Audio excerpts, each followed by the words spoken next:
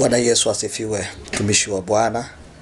Kwa majina yangu naitwa Pastor Emmanuel Junior, ni mchungaji wa kanisa la EAGT.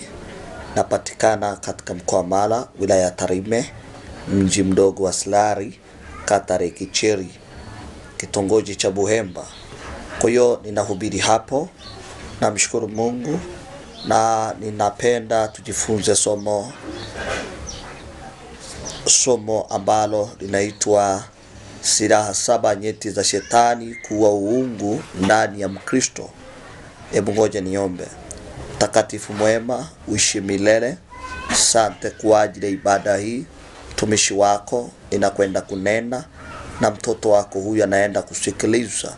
Patia masikio ya ndani ya kusikia na kuelewa. Neno lako liwe la baraka, lenye nguvu na uzima. Libomoe kila aina milango ya giza, liondoe kila uharibifu, lete uzima.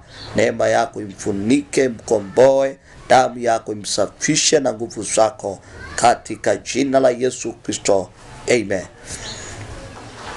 Basi mtazamaji wangu, ninataka kusoma somo hili ambalo linaitwa silaha 7 nyeti za shetani kuua uungu ndani ya Mkristo. Kila Mkristo anapokuwa amemkubali Yesu, anapokubali kwa siku ya kwanza, kuna nguvu ya uungu, nguvu ya kimungu inaingia ndani. Huyo mtu anabadilishwa ghafla na kuwa kiungu, anakuwa kama mtoto wa Mungu. Kwa hiyo anapokuwa na nguvu ndani yake, nguvu za kiungu. Lakini kumbuka kwamba hata wana wa Israeli walipotoka katika nchi ya Misri, Farao hakuacha waende hivyo, bali aliwafuata nyuma yao.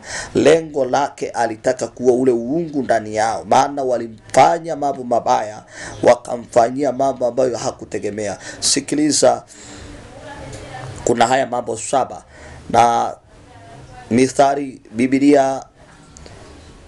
Biblia takatifu kwenye kitabu cha Mithali 6 ule mstari wa 16 mpaka ule wa 17.